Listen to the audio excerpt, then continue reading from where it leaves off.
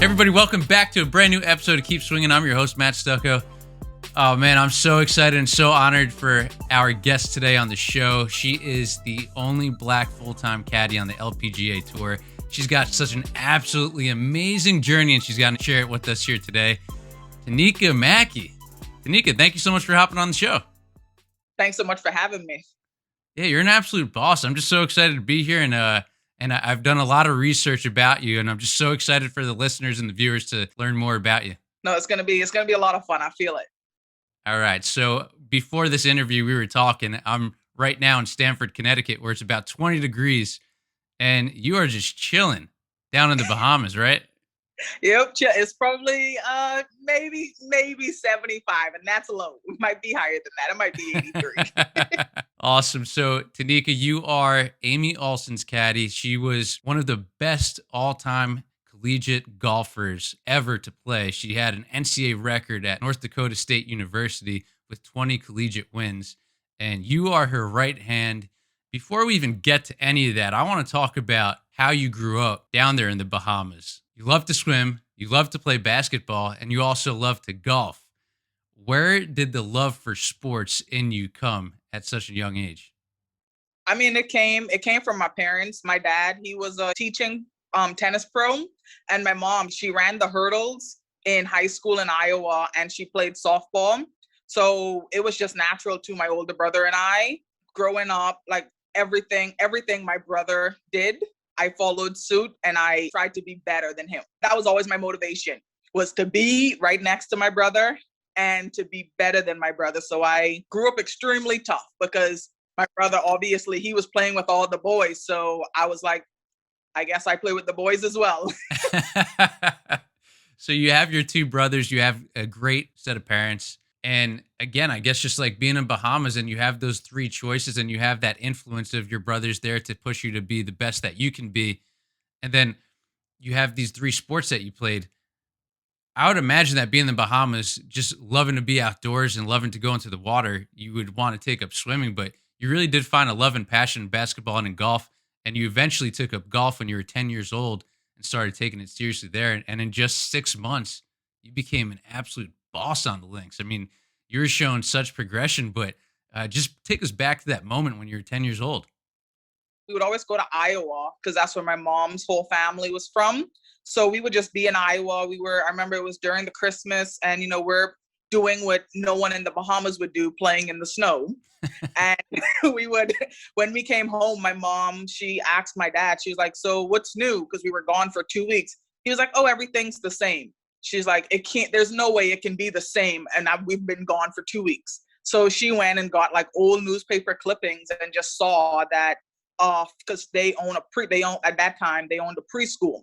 So she saw that a former parent was actually the president of the Bahamas Golf Federation and was trying to make golf kind of big for kids. And she just looked at my brother and I and was like, you guys play every single sport. Would you guys want to try? We're like, sure, might as well. That's where that came from. And there weren't very many females in golf. So with it, I mean, obviously my pool was actually pretty small. There were 2 available spots and there were only 2 females. So I was kind of guaranteed a spot on the team, but it was just natural talent. Like, I mean, we played sports like anything we picked up. I mean, you put us on a soccer field, we were natural. You put us in a swimming pool, we were natural. So it kind of, golf came the same way. The thing that really made me love golf was, in 6 months, I got to travel to the Dominican Republic.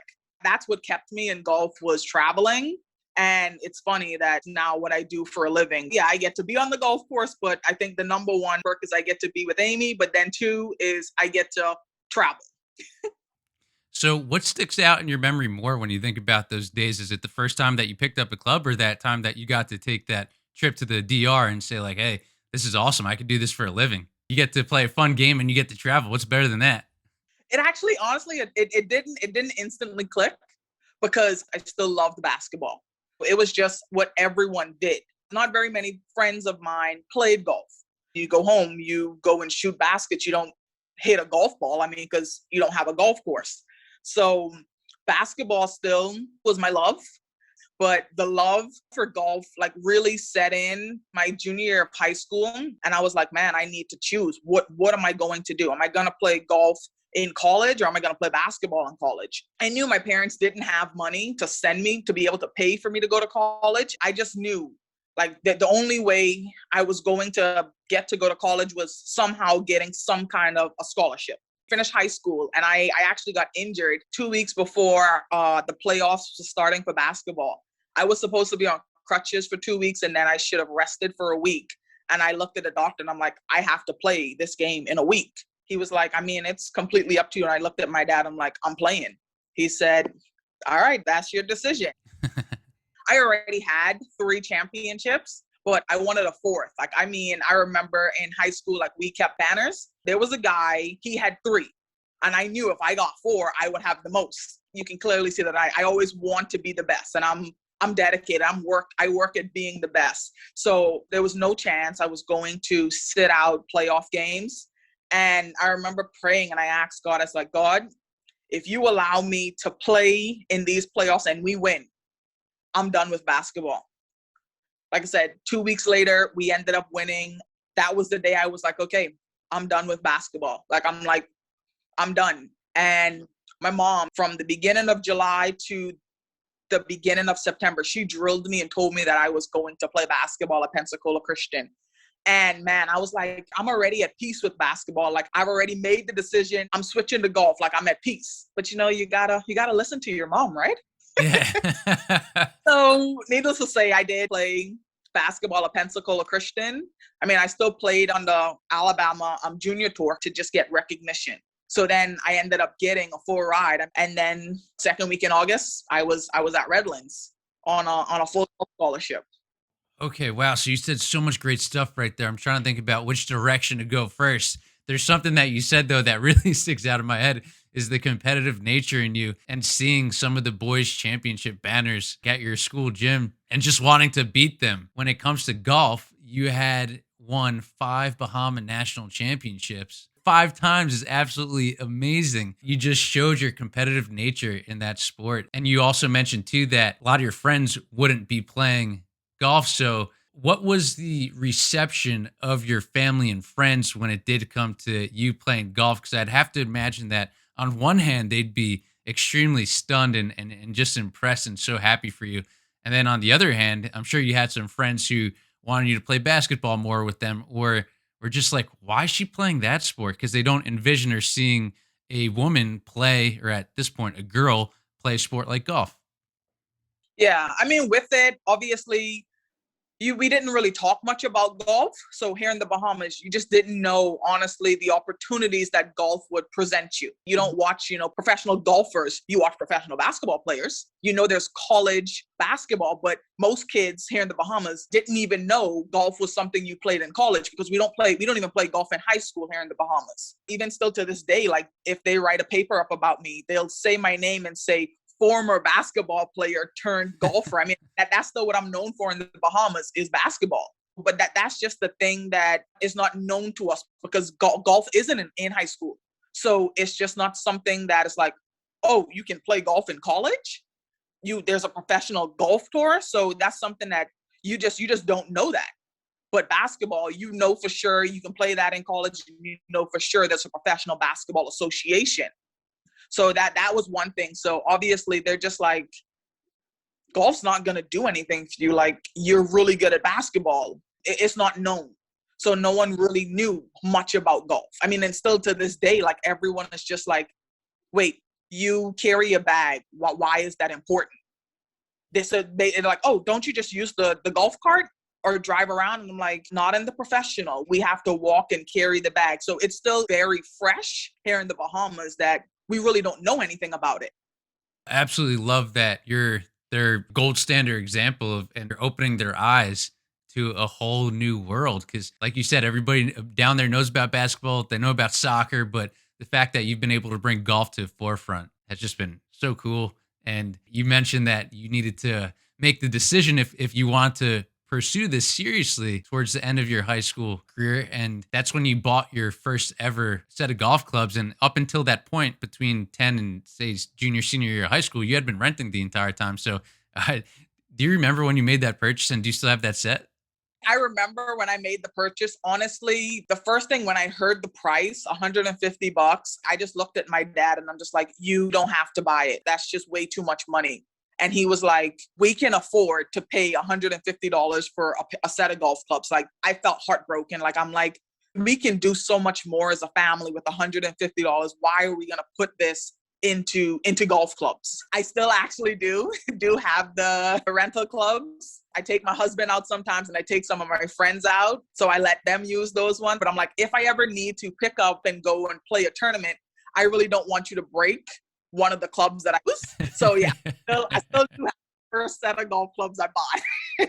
That's amazing. In 2013, when there was the LPGA tour in the Bahamas, you had the opportunity to play in it and you decided to caddy rather than play because that would have affected your college scholarship, right? Yes. Was that hard? No, it wasn't hard at all. There was no question. I mean, I was staring at a full scholarship. My parents did not have to pay a dime. Once again, this decision was made before I even knew the amount of money you could have even won in a tournament. So I'm looking right now at $15,000 in scholarship money. Why would I jeopardize that? This is one event. I still had 3 more years left of eligibility. So I was just counting on 15,000 times 3 years. I mean, that's $45,000. Like, there's no chance that I can turn around and ask my parents for that money. And once again, this is the same person that almost cried when her parents was going to buy her $150 in golf clubs. And then I'm going to turn around and say, hey, I'm going to not take my scholarship and then have to ask them for $45,000 for school. So it was a no-brainer. Oh no, I bet. So you got your real first taste of caddying then at that 2013 LPGA tour in your hometown or home country of the Bahamas, and you were paired up with Jill McGill. And then it wasn't until 2017 when there was another tour in the Bahamas and you got a phone call from Amy Olsen. Again, absolute legend of a college golfer. She won an NCAA record 20 collegiate event titles. And you guys got paired up. And if you're watching this on YouTube, and I'm sure if you're listening to this as well, you could just hear how happy Taneka is. And if you're watching this, you could see her big smile. And Amy said that's what drew you into her. Take us back to that first time that you and Amy connected, because ever since that time, you guys have been together. The first time, and it was so last minute. And I was actually just out with some friends and I looked at my phone. It was like midnight. And like, hey, do you want to show up tomorrow at 7 a.m. to like, let's do it. That's you. That's your personality. Yeah. I mean, and the thing is, like I said, we just went out. We're going to be out for another probably 2 hours. And I'm like, sleep's important, but like, yeah, let's do it. I mean, you don't get these opportunities very often. So I'm like, of course, I'll be there. I showed up and I didn't know anything about Amy until maybe 6 months after I caddied with her. And like, I hearing it on tour when they would say, oh, 120 collegiate events. And I'm just like, wait, what?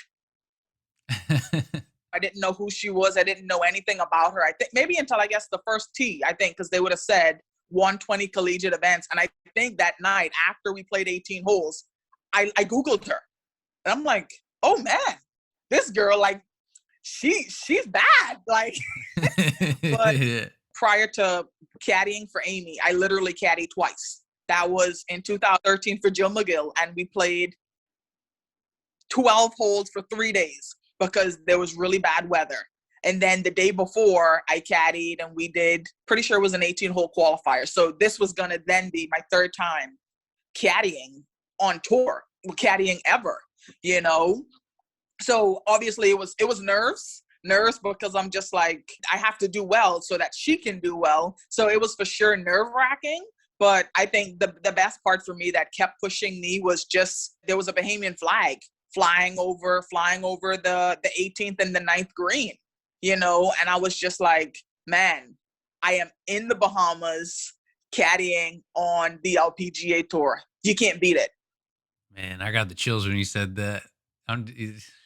Damn, that must have been such a special moment. And also too, serving as a reminder, you had the flag on your hat and on your shirt. You are setting such an amazing example for so many people out there, boys, girls, people from the Bahamas, all around the world. And the symbol that you were during that time was just remarkable. And you continue to do that. Has that kind of ever crossed your mind that you are setting such a great example for so many people out there? I mean, it crosses my mind, but I try not to think too much about it because I don't want to. I'm very selfless. I don't ever want to puff myself up. I'm always looking back. I'm always looking down for someone to bring with me. I want to help people, but I mean, still, like I say, to this day, I wear the flag on my shirt every day on the golf course. It's on my jacket. It just shows you that you can't forget where you come from. I think that's the biggest thing, and I feel like that's the hard part. I think, especially here in the Bahamas. I mean, I've seen how things work in the U.S. I've seen how things work in the Bahamas, and I feel like a lot of Bahamians, especially athletes and everything like that, like we see the U.S. and we see how much money they have at their disposal to pump into athletics and stuff, and we expect the Bahamas to do that exact same thing for us, but we're not on the same level. So we lose a lot of talented players in all types of sports, I think, because on both sides, the government and also people have this false sense of reality that, oh, either the players might say, oh, the government needs to come 100% of the way, or maybe the government is thinking the athletes need to come 100% of the way. And then what happens is both end up losing because the athletes either stop or the country, they don't get the recognition. I mean, as a country as small as we are, I mean, most people may not even know we've had two number one draft picks in the NBA. Michael Thompson, I think he was in like 1976 or something, and then DeAndre Ayton. I mean, a country that has, I think we have just over 400,000 for us to have two for like number one picks in the NBA, like that's huge. But Yeah, I it's feel like wild. we lose so many athletes, so many opportunities because we don't we I guess we expect, and it's like that even right now. It's like I tell people, it's like, hey, sometimes you got to meet 70-30, sometimes it's 37, I mean 30-70.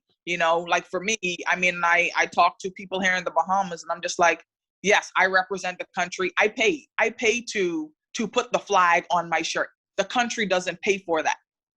I don't get money from the country, but I know what I'm doing will push other kids to do something, and hey, maybe might open up the country's eyes that, what, I'm not looking for anything, but maybe, hey, maybe there's another kid after me that, what, they'll say, what, let's hold on to this person and let's push this one to excel. There's nothing the Bahamas can do or cannot do for me to not represent the Bahamas. I mean, this is where my heart is. This is where my home is. This is me.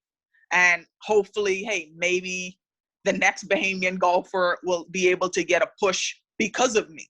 Dude, we need more Taneka Mackeys in the world, man, especially in the Bahamas. You're an absolute boss and you're firing me up right now. Shoot. And I like everybody listening to this, especially young boys and young girls. And if you're from the Bahamas listening to this, I mean, just listen and watch every word that Tanika's saying right now. If she's not lighting a fire under your butt to go do something big and achieve your goals, then I don't know what is. And you're doing it again in a lane that you created and just have done so much in, and at the highest level. Again, the LPGA tour. I mean, what more can you want in this sport? And you're doing it, and your roots are in the Bahamas. And I just love too that you said that you're paying to put like the flag on your shirt, on your hat.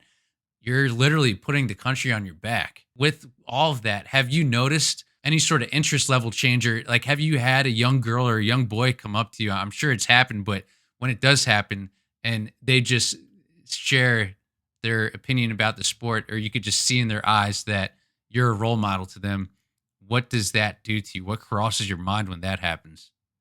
It's unbelievable. Like I said, I mean, it's kids have come up to me in golf, and kids have come up to me in basketball, even like I said, with kids in academics. The thing I like to tell people is I just didn't wake up and this happened to me.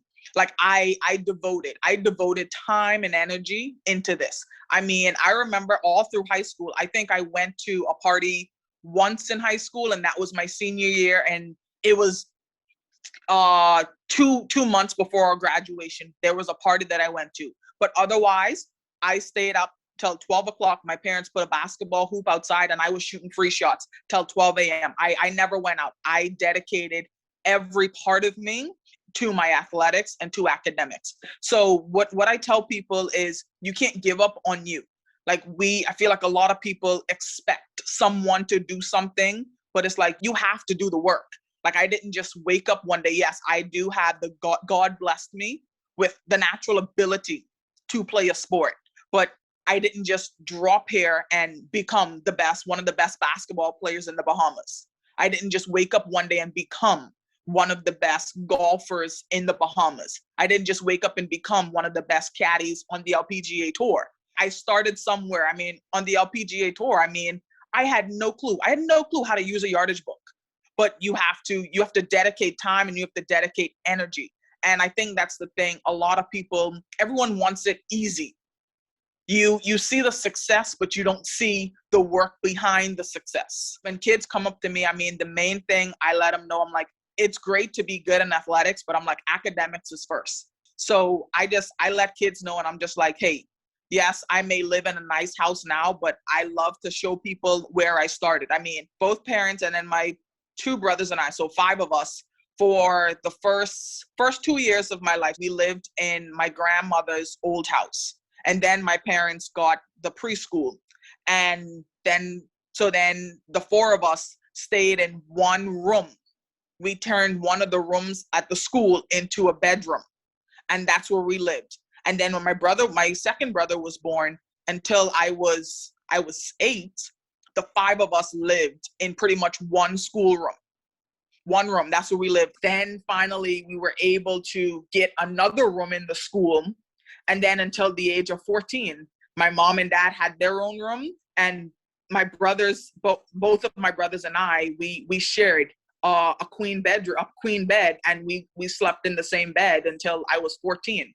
And then when I turned 15, we ended up moving. Finally, we got a really nice house, so there was levels, but everyone had to sacrifice, so it didn't just wake up and happen. Like we came from nothing. And the biggest thing, like I say, we saved. I mean, we never got Christmas presents, never got birthday presents. I still remember birthdays, we would do the box cake. I still believe in the box cake. I just did one the other day. You need 3 eggs to crack.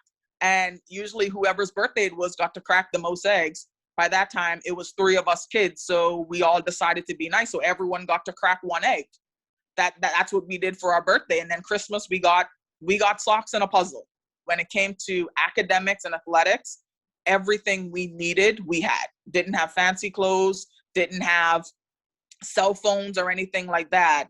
But we had everything we needed to succeed.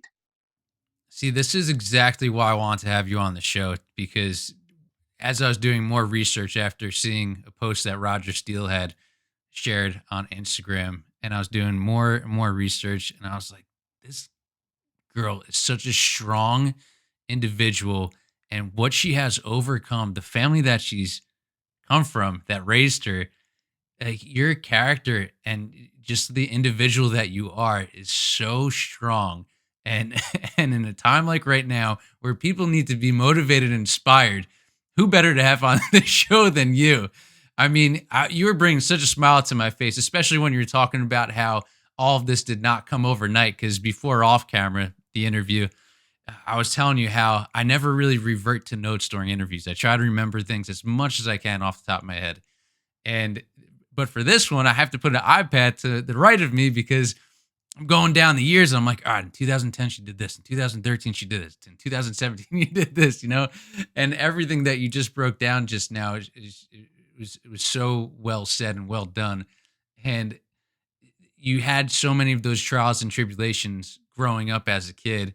You saw so much success in sports and academically, and then probably one of your most challenging scenarios that you had been placed in by complete surprise and shock was in November of 2018. You were on a jog.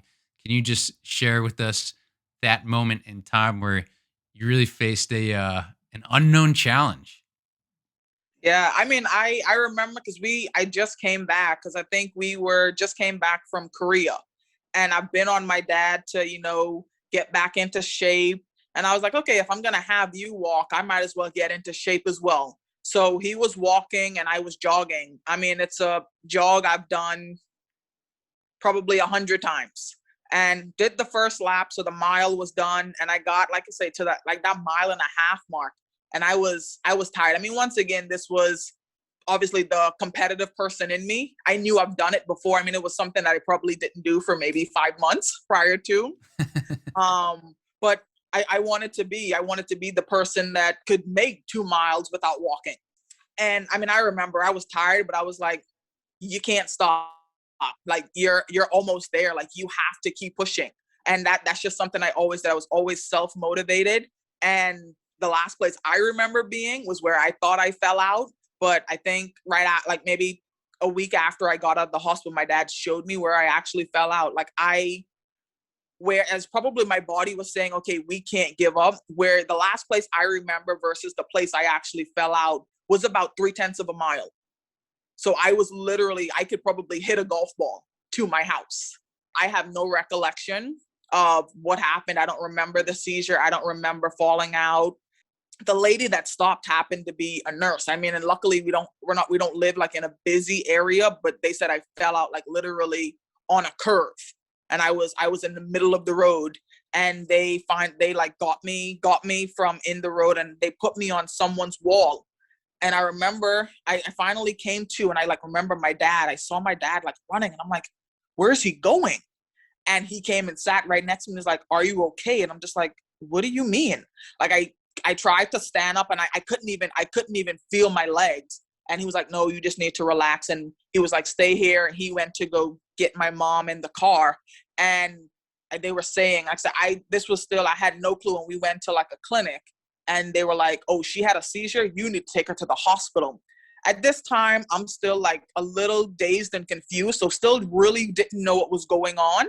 And I remember being in the hospital and like they're telling me now, oh, you were having like they're talking to you had a seizure, you were seizing at the mouth. And I'm like, what? And then out of nowhere, I like saw this guy, and I'm like, oh, that's a doctor. I teach his kids golf. And they're like, what? And my mom's really out there. So she's like, oh, hey, you like, she stopped, pulled him on the side. And it's like, wait.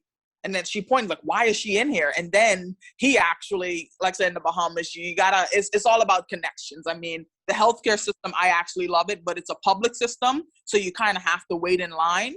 And he was like, oh no, I'll get the people on you right now. And he's like, oh, this is my sons, their golf coach.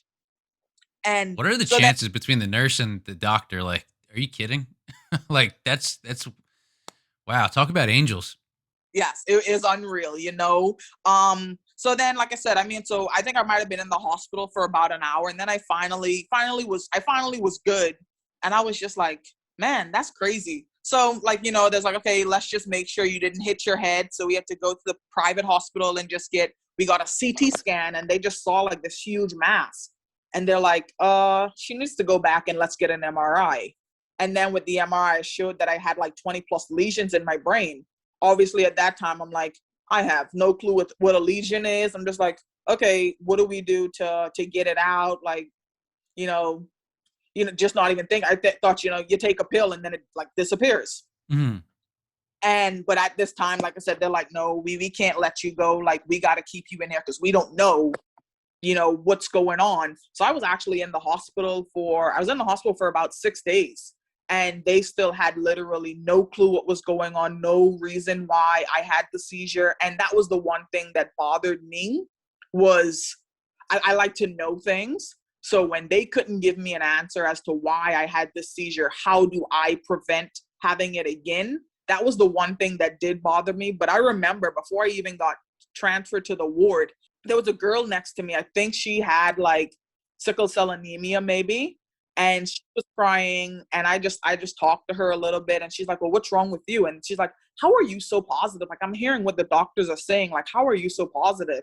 And I just looked at her and I'm just like, I can only control what I can control. I am in the best place that I need to be in. Like, I had something medical happen. I'm in the hospital. This is the best place I can be. And I was like, honestly, I believe in God. Like, I know I'm here for a reason. And I was like, if you ever want, like, I'll pray with you.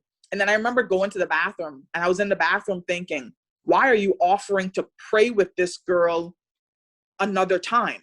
So when I got back there, I was like, hey, I don't know if you're religious or anything, but do you mind if I pray, or can we pray together? And we both prayed together. And I think literally 30 minutes later, I was moved, and I never saw that girl again. So Wow. right there, I was like, this is when I have to get out of saying, like, you walk past people and say, you know what, I'm going to pray for you. I'll do this. But it's like, with the busyness of life, you forget. Yep. Like, you genuinely mean it, but you honestly forget. So now it's like, hey, if someone is like, hey, I need prayers, I'm like, let's stop right here and let's do it right now. But then, like I said, I was in the hospital for, like I said, about six days. And the one time I got worried, I remember, but still I was still positive. Like, the doctors were like, okay, they were thinking it was like neuropsychosis, something like that. They was like, you picked up some kind of worm. You just came from Australia, Thailand, Singapore, all of these places. You probably just picked up a worm. But then when they found out, like, the lesions weren't gone, they're like, okay, so these aren't worms. So they were like, you're gonna have to do like a brain biopsy. And I was like, wait, what? So still not knowing anything, I'm thinking brain surgery, like they're gonna have to cut my hair off. And in my mind, I was like, well, I always wanted to donate my hair. Might as well. I guess this will be the one time. Like, Love your positivity. I freaking love it. The positive nature of you and the competitive person in you is just like, I love it. And oh man, and that's the type of mindset that you have to have going into situations like this. And you said something before, you're only going to control what you can control, which is so important whenever you try to tackle anything. Like, control the controllables, and all the outside factors, don't let that determine how you proceed going about a certain thing. And you did that, and you said it was hard not having an answer. Like, you want to answer because you want to be able to tackle that one thing and go at it with the certain game plan. And it wasn't for what, 3 months that you didn't even have an answer. yeah, it, So it like, took, there's 3 months of uncertainty. I mean, I imagine it caused so much stress, and also too, like, you gotta work as well. So how are you able to balance all that? And the final conclusion, just share with us what exactly it was. I know, but for the listeners out there, because again, you've been able to come over so many different trials and tribulations, and this was one of them. yeah. Well, I mean, luckily, like, but with golf, we shut down usually the week of Thanksgiving. So I mean, I think I had my seizure 2 weeks before Thanksgiving, so I obviously didn't get to work the last two events. So I wasn't actually working on the golf course. Like, say, if you know exactly how far you have to hit the ball in basketball, you know exactly how many games you need to win or what you need to do. Like, you know your opponent. And for me, it was like I was fighting something that I couldn't see. I didn't know, hey, what should I eat more bananas? Should I eat more carbs? Should I work out more? I mean, the only thing they said was, hey, we don't want you working out in the sun. That was the only thing I was told not to do. And then finally we went to Iowa, and it was so funny because earlier that year in 2018, my cousins, they actually sponsor a golf tournament, and I had no clue, but the golf tournament is for MS. And they were looking at my scans, and they're like, we actually think you have MS. And once again, like I say, by the grace of God, the University of Iowa, the wait should have been 6 months before I got to see a specialist. But the tournament that they sponsor, they knew a guy, so I was able to get my in. And he saw my history, and he was like, I'm gonna see you tomorrow. So something that should have taken 6 months, I literally was able to see the doctor the next day. And with that, they had to redo all the MRIs and everything because I guess the scans from the Bahamas, it wasn't compatible with the system in the States. So had to wait maybe 2 more weeks, got all the scans, and they're like, yep, it's where we give you the official diagnosis that you have multiple sclerosis. And obviously this was the official diagnosis. I think I got like February 7th, but we were getting ready to go to Australia. So you had to obviously buy the ticket. So the one thing when I was talking to these doctors, I'm like, regardless of whatever happens, can I travel? This was before even knowing the diagnosis. Can I travel? Can I fly to Australia? And my doctor, he was like, I know a guy. I know a guy in Australia. So if something happens, he'll for sure, talk to you. He'll for sure come and see you and all of these things. So I was like, all right, before I even knew the diagnosis is the flight was already bought. And unless I needed surgery, I was going to Australia. So I think, I got my diagnosis officially. I think it was February 7th, and on February 9th, I was on a 18-hour flight, plane ride to get to Australia. Wow. So just like that. And that was in February, like you said, of 2019. So you just bounced right back just like that. And man, now you're teaming back up with Amy out there. And I'm sure, again, two things that you love, sports and traveling, that I'm sure had to have been such a great distraction from everything that you were going through, as well as helping with the healing and the coping of this.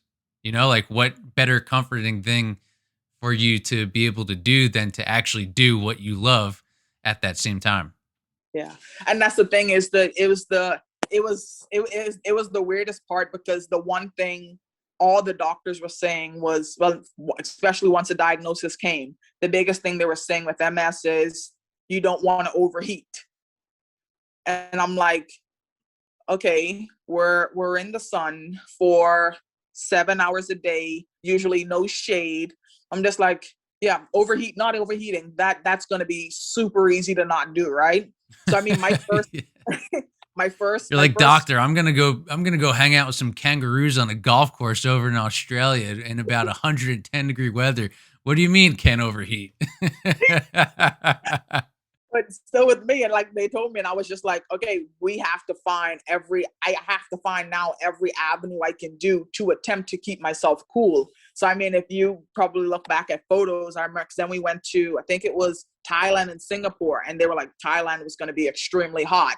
And I mean, I had like a cooling towel, and I would put ice on my head and stuff like that. Like, I didn't feel hot, but it was like, I knew that was the one thing that I needed to prevent if this was what I wanted to do.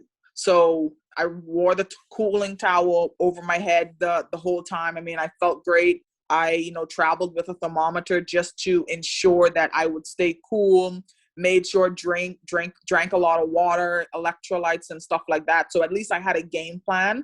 But it was kind of funny that I just looked at the doctor. I'm like, and then he asks, he's like, can you not overheat? I'm like, oh yeah, that's super easy. There's so many trees. It was a lie, but I wanted to be on the golf course. I wanted to Yeah. work, because I remember asking the doctor, and I was like, hey, when can I go back to work? He's like, oh, I can write you a sick note for the next 2 months. I'm just like, no.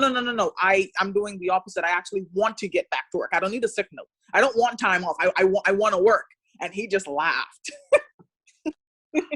How do you feel today? And do you show any sort of symptoms? Do you have great days? Do you have bad days? I mean, what's the current status?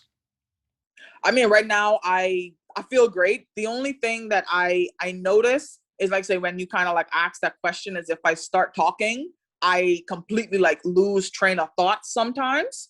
But once again, that's not in itself a symptom of MS. I remember in 2019, like, for sure, like anytime I ate anything sweet, I would feel extremely sick.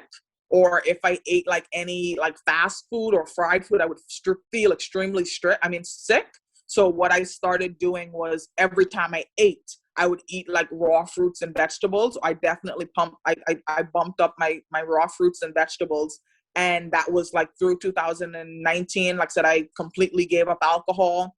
But today, like I said, I'm not on a strict diet.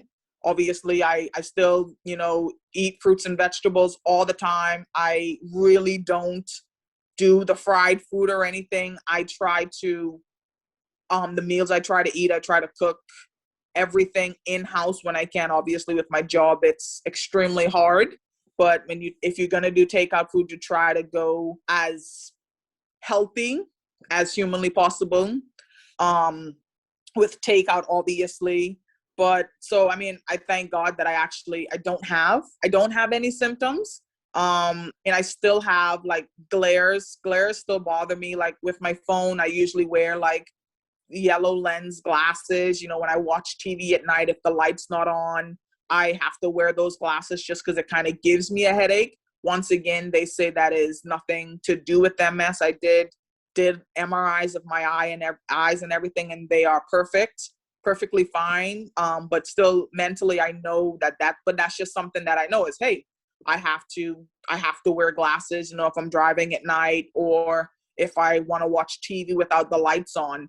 But I mean, like I said, I am grateful. I am blessed. I thank God that I don't have any symptoms. That's amazing. And I'm so happy for you. And the fact that you've been able to handle this so well, because it is easy to kind of, I'd imagine certain days where you're down to get really down. But the fact that you've been able to cope with this so well and be such again, a great example and now this area in your life, which is really cool. And also too, the first thing that you said, a broadcasting coach would have told me, hey, don't ask two questions at the same time, because if you ask two questions at the same time, then the person who you're talking to is thinking about answering both while answering the first one, so they're not going to give a good answer on the first one, and then by the time they answer the second one, they actually forget what the question is. So that's a normal thing right there. So So that's I'll not your take fault. that one was on me. Yeah. So where I want to wrap this up is in 2020, just this past year, it's the US Women's Open. And if there's anything that we've learned in this last 45 minutes is just about how strong of an individual that you are, how great of an example you are.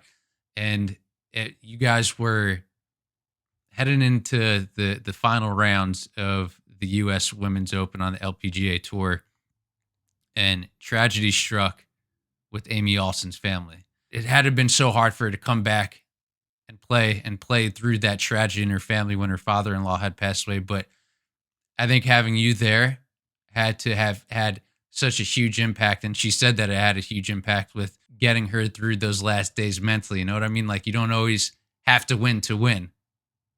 She won by being there. And I believe that you had a big role in that. Yeah, for sure. I mean, obviously, she was there for me when I was down. So it was only right for me to be there for her when she was down. God gets all the credit for it. He got me through my situation. He got her through her situation.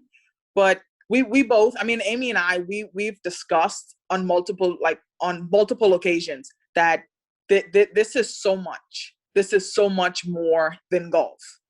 And this was even before my seizure and my diagnosis. It was like, this is so much more than golf. So I think when her father-in-law passed, obviously we didn't say it, but we both knew, like, this is just so much more than golf. Like, I just think in the moment for both of us, like, we didn't really care where we were at. Like, yeah, okay, it was the biggest event in women's professional golf, but at the end of the day, we knew that the life is so much more than golf.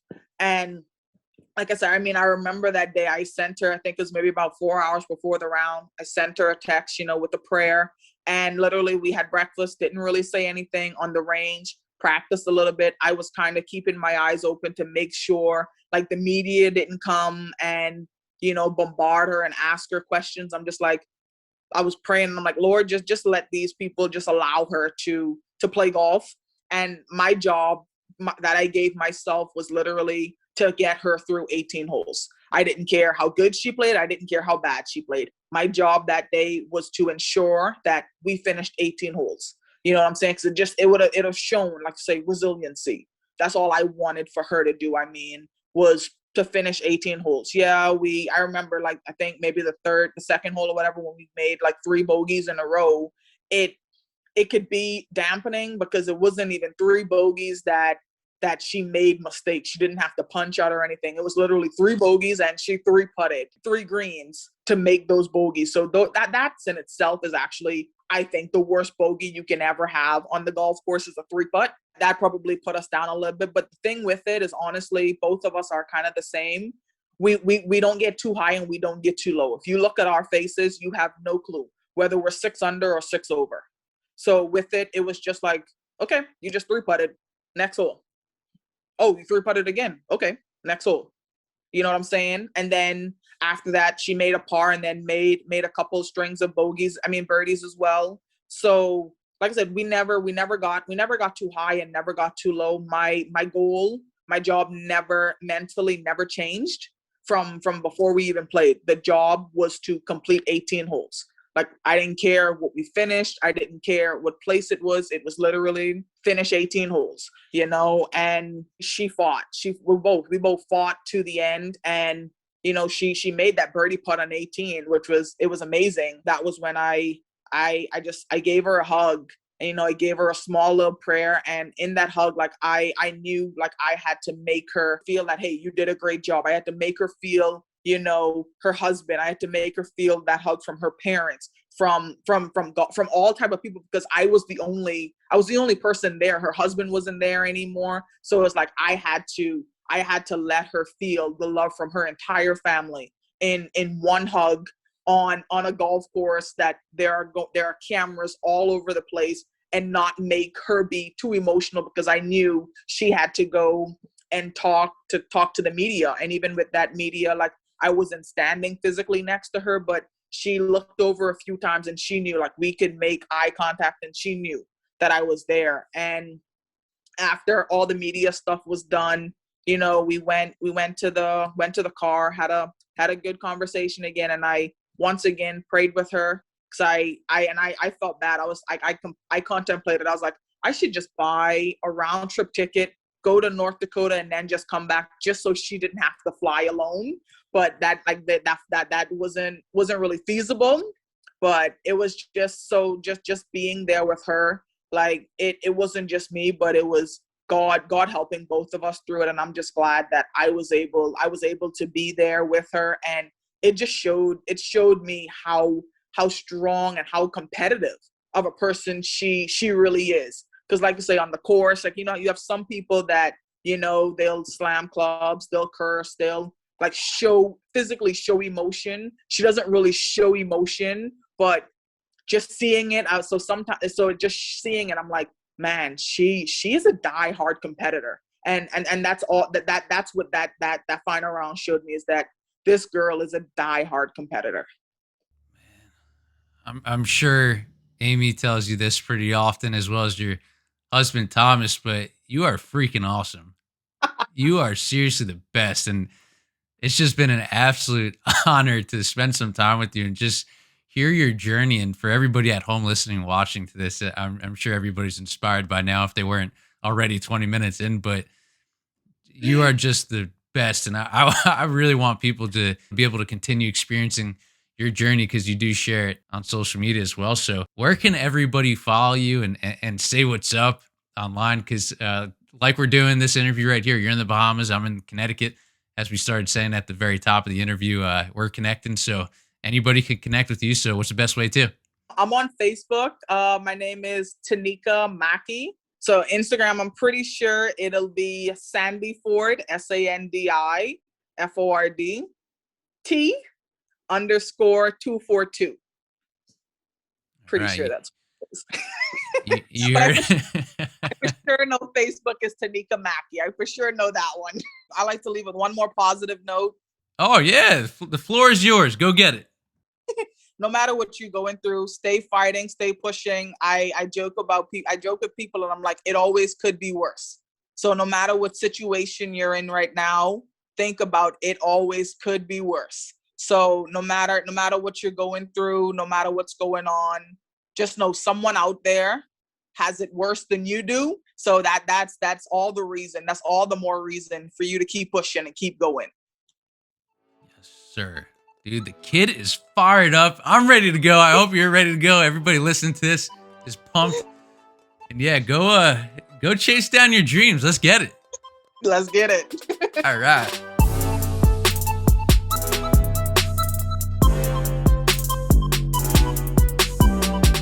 Hey, everybody. Thank you so much for watching that episode of Keep Swing. Man, we have so many more awesome guests on the way, and I don't want you to miss any of it.